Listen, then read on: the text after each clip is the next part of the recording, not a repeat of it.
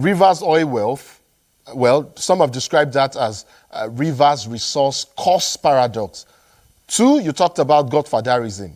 Let me add, I didn't hear you particularly talk about, but maybe you inferred that somewhat, and that's the federal state power struggles arising from partisan rivalry. And then there's what some have described as the erosion of term-limited governance. Yet again, describing that as being demonstrated by what they say is institutional manipulation. So, Doc, considering that these are all deeply rooted systemic issues, can one therefore say that Rivers State, as it is right now, has made significant progress in spite of the reoccurring pattern of crisis? And I mean development-wise.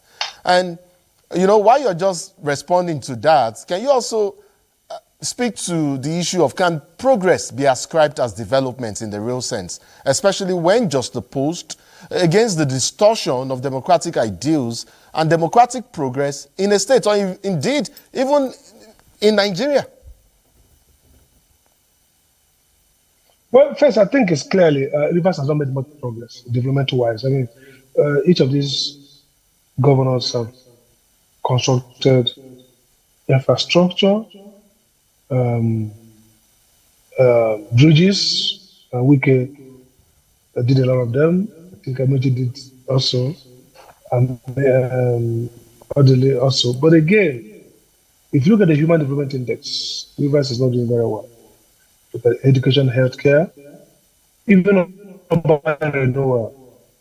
And so even now, some of the rural communities don't have a very good road. So Port Harcourt may have a lot of these big infrastructure projects, but again, they do not add much to improved GDP aside oil and oil companies, but in terms of expansion in commercial activities, industrial development, an inverse relationship between Rivers State's geopolitical importance and this development.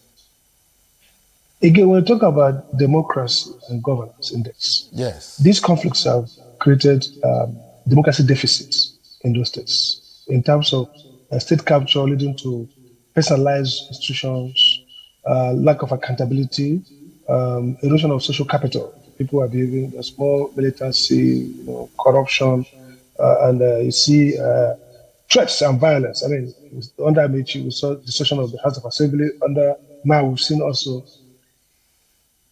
instance of violence against public institutions, instance of maximalist politics and extremist politics. So there's a deficit in democracy and good governance. There's a deficit in human and social development.